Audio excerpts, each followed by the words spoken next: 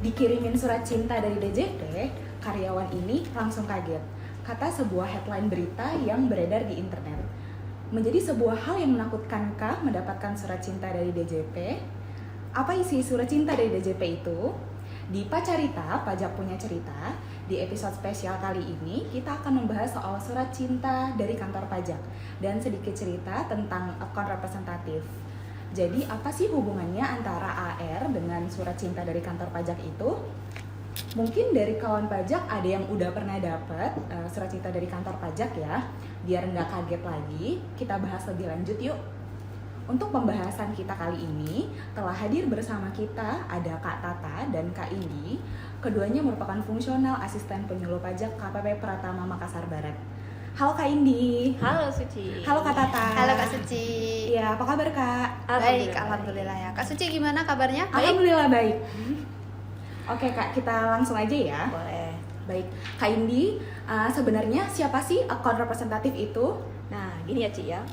Berdasarkan Peraturan Menteri Keuangan Nomor 45 Tahun 2021, AR adalah jabatan pelaksana pada kantor pelayanan pajak dengan beberapa jabatan tingkatan sebagaimana diatur di dalam peraturan perundang-undangan.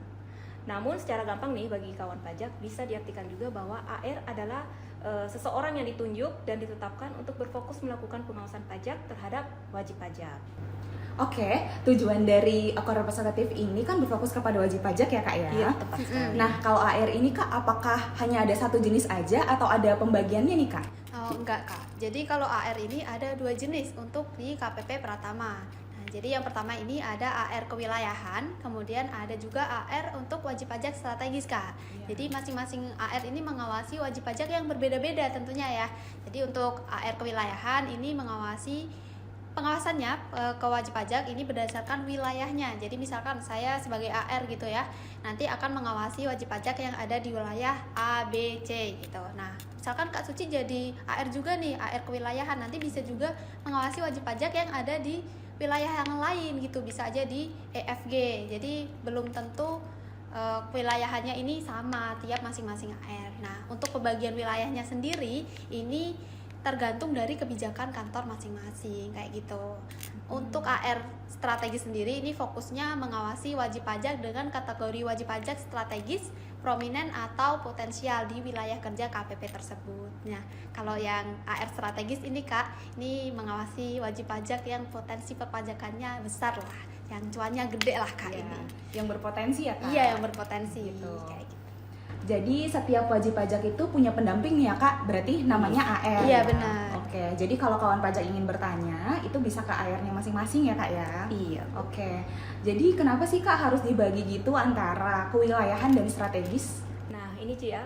Ini karena adanya perbedaan kategori wajib pajak yang diawasi. Iya. Untuk AR strategis itu fokusnya memang mengawasi wajib pajak strategis, yaitu wajib pajak yang kontribusi penerimaan pajaknya itu terbesar atau kriteria lain yang ditetapkan oleh Kepala Kanwil DJP setempat.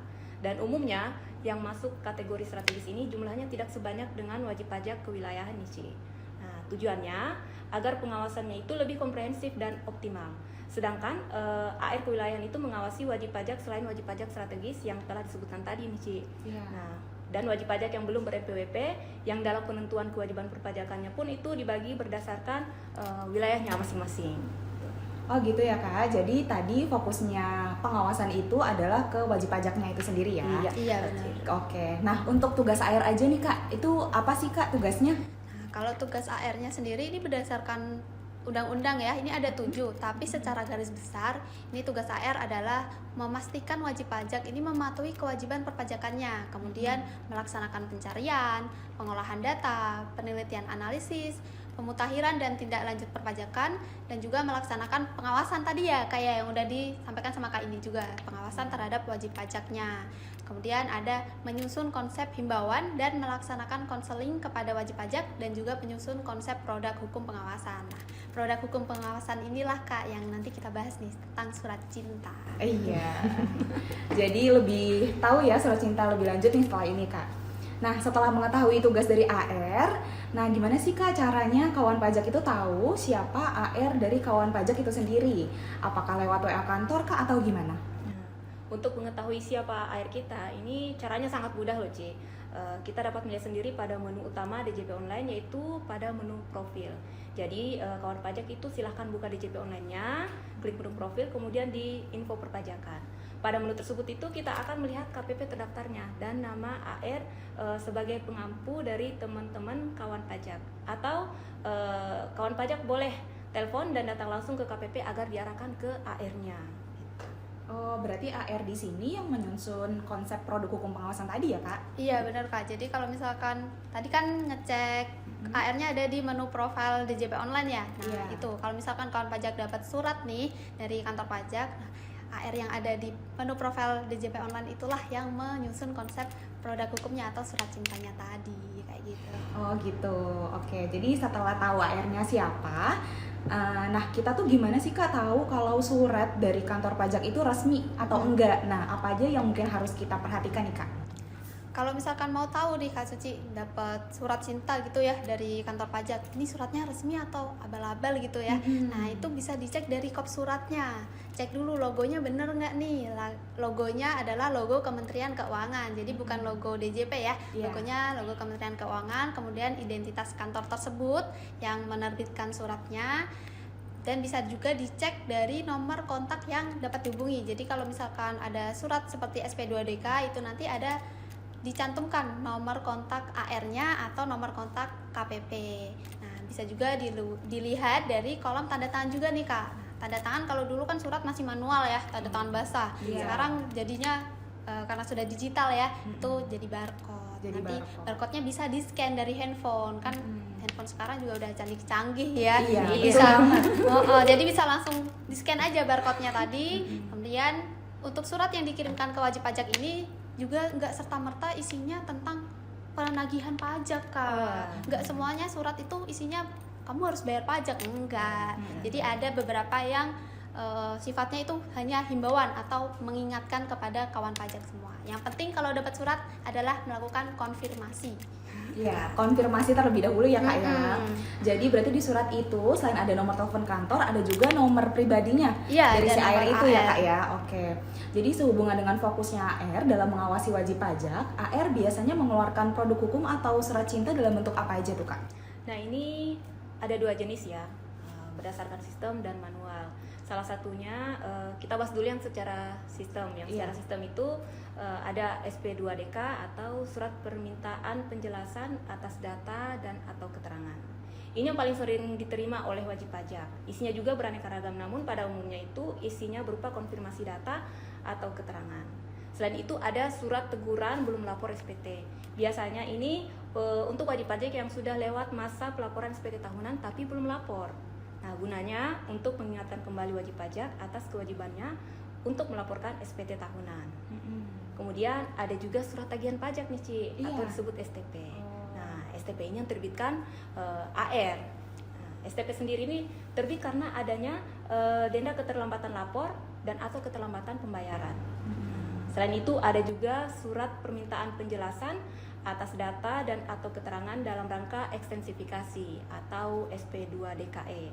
Ini diterbitkan bagi wajib pajak yang sebenarnya ada usaha dan mempunyai kemampuan ekonomis dan sudah memenuhi kriteria untuk mempunyai NPWP tapi belum punya NPWP. Nah, fungsinya sendiri ini sebagai konfirmasi kepada wajib pajak apakah sudah mempunyai NPWP atau belum. Ya. Kemudian ada juga nih surat himbauan PPS yang sudah berakhir periodenya sampai akhir Juni kemarin ya. Nah, kalau untuk yang surat secara manual itu biasanya surat permintaan data ke pihak internal atau eksternal, misalnya ke dinas-dinas gitu sih. Oh, lebih ke situ ya Kak ya? Iya. Oke. Jadi nggak selalu mendapatkan surat cinta dari kantor pajak itu adalah tentang pembayaran pajak ya Kak Iya, ya? betul sekali. Iya, ditagi terus nggak gitu ya? Nggak gitu dong. Jadi mending dikonfirmasi terlebih dahulu ya Kak. Kalau misalnya dapat surat cinta nih Kak, prosedur apa aja sih yang harus dilakukan biar wajib pajak tuh nggak panik? Karena kan biasanya kawan pajak biasanya panik duluan Iya, ya? panik duluan kalau udah terima surat nih. Iya. Baru isinya, baca judulnya. Baru baca judul Direktorat Jenderal Pajak udah panik Udah duluan panik ya. duluan gitu. Banyak. Mungkin langkah apa nih yang harus dilakukan gitu? Nah, yang penting yang pertama jangan panik dulu memang. Nah, kalau misalkan terima surat apapun itu suratnya ya, dibaca dulu suratnya pelan-pelan gitu. dibaca sekali 2 kali. Kalau memang masih nggak ngerti maksud dan tujuan dari surat yang dikirimkan oleh KPP, itu nanti bisa dikonfirmasi ke KPP-nya atau bisa juga lewat AR-nya. Kan tadi ya kalau SP2DK kan ada nomor AR yang bisa dihubungin. Nah, nanti bisa langsung telepon aja ke nomor AR-nya. Yang penting kalau terima surat apapun itu harus konfirmasi ke AR-nya dulu atau ke KPP. Ke KPP-nya gitu ya Kak ya. Kalau tadi kan Kak Tata udah ngejelasin tentang SP2DK ya. Nah, kalau misalnya kawan pajak dapat STP nih Kak, mungkin ada contoh surat mengenai surat tagihan pajak nih Kak Indi? Nah, ini pada umumnya ya, biasanya wajib pajak mendapatkan surat tagihan pajak itu karena terlambat lapor SPT tahunan. Jadi dia mendapatkan surat tagihan pajak Rp100.000 itu bagi keterlambatan pelaporan SPT tahunan PPH orang pribadi dan Rp1.000.000 untuk pelaporan SPT tahunan PPH badan. Oke Kak, setelah tadi surat cinta berupa SP2DK atau STP ini tidak dikonfirmasi dengan baik oleh wajib pajak, apa tahapan selanjutnya dan dampaknya itu apa aja sih Kak? Jadi gini Kak, kalau misalkan udah dapat SP2DK atau STP, nah ini harusnya wajib pajak melakukan konfirmasi ke KPP. Kan KPP itu nggak mungkin ya cuma ngirim 1 atau 2 surat aja, pasti akan dikirimkan beberapa kali karena wajib pajak harus melakukan konfirmasi itu tadi. Nah, apabila sudah dikirimkan beberapa surat tapi tidak ada konfirmasi sama sekali oleh wajib pajak, maka nanti akan dilakukan pemeriksaan. Nah, pemeriksaan sendiri ini yang melakukan adalah fungsional pemeriksa pajaknya. Kalau bisa nih Kak, saran saya ya, jangan sampai sudah masuk ke ranah pemeriksaan. Kalau bisa sih ketika mendapatkan surat ya konfirmasi saja, kan lebih gampang ya kalau konfirmasi surat kayak gitu, langsung ngobrol sama AR-nya. Iya, jadi ada itikat baik, lebih responsif gitu ya dalam menjawab keterangan-keterangan atau data ya Kak ya. Nah, jadi kan Kak Tata menyebutkan beberapa bentuk surat cinta dari DJP, yaitu SP2DK, surat teguran, dan surat tagihan pajak. Mungkin ada jenis yang lain Kak Indi? Iya, tentu ada ini ya. Selain SP2DK, surat teguran, dan surat tagihan pajak, ada lagi nih surat cinta berupa surat himbauan. Yang bentuknya itu bisa berupa surat yang dikirim melalui pos atau jasa ekspedisi, ataupun bisa himbauan melalui WA maupun email. Nah, selain berupa himbauan, DJP juga sering mensosialisasikan peraturan pajak yang terbaru itu melalui WA maupun email. Nah, yang tentunya WA dan email tersebut dikirim dari nomor WA atau email resmi DJP. Nah, contohnya nih ya, email yang kawan pajak terima itu pengirimnya kan dari Direktorat Jenderal Pajak itu. Oh gitu. Ya. Nah, tadi kan surat himbauan itu bisa dikirimkan lewat email ataupun dari WhatsApp ya Kak ya. Iya. Betul. Nah, biasanya surat himbauan itu isinya apa sih Kak? Nah, kalau surat himbauan tuh banyak Kak sebenarnya, isinya bisa macam-macam, tergantung ya. Iya. Kalau untuk KPP sendiri maupun kantor pusat DJP biasanya melakukan himbauan kan lewat tadi ya, lewat WA Blast atau email Blast. Nah, ini kan sifatnya menghimbau atau mengingatkan wajib pajak. Itu bisa aja tentang cara pelaporan SPT masa atau SPT tahunan, kemudian melaksanakan kewajiban pembayaran pajak maupun kewajiban perpajakan yang lainnya Kak. Nah, sama nih seperti surat ya. Kalau misalkan dapat email atau WA Blast, silahkan direspon email atau WA Blast-nya itu kayak gitu. Kalau misalkan isinya tentang himbauan untuk melaporkan SPT tahunan, kalau memang belum pelaporan SPT tahunan ya silakan lapor SPT tahunannya kayak gitu. Jangan sampai diabaikan Kak, karena kan nggak enak ya diabaikan. Iya, kan? gak enak banget gak sih? Surat cinta kan harus dibalas. Nah, Iya, itu surat surat cinta cinta harus dibalas, ya. jangan ghosting ya. Oke, jangan ghosting. Nah, berarti sama kayak PPS ya Kak ya? Iya, sama kayak Nah. PPS. CPS kan kemarin sampai akhir Juni ya. Tadi kan Iya, udah sempat iya. disinggung sama Kak Oke. Indi. Itu juga ada email blast-nya bagi yang mempunyai harta-harta yang belum diungkapkan. Nah, itu bisa dilaporkan kan. Tapi sudah selesai ya periodenya sampai akhir Juni aja. Iya, oke. Nah, itu ya benar kawan pajak. Jadi jangan langsung panik duluan. Jadi dibaca dulu mungkin apakah itu hanya sekedar himbauan atau seperti apa. Jadi biasanya yang sering ke helpdesk itu adalah mengenai himbauan untuk ikut dalam PPS atau belum lapor SPT tahunan. Jadi ya udah tinggal dilapor aja SPT tahunannya. Seperti itu ya kawan pajak.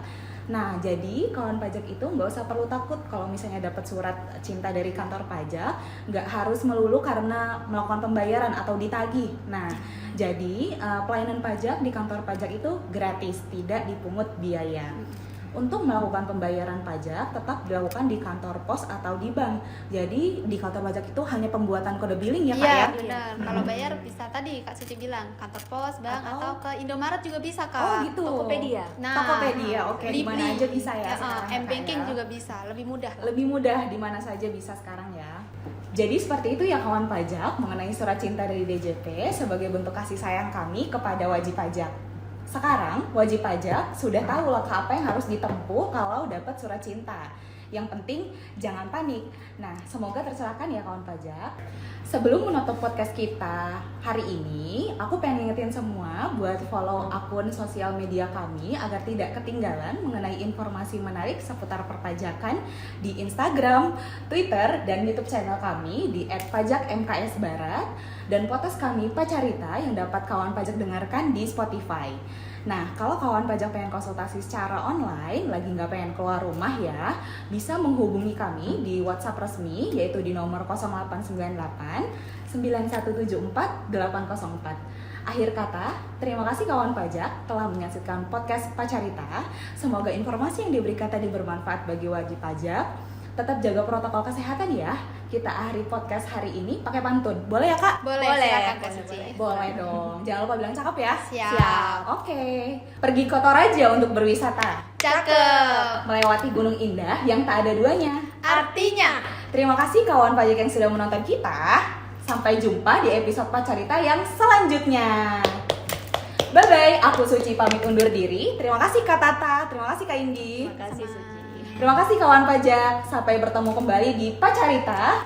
pajak punya cerita.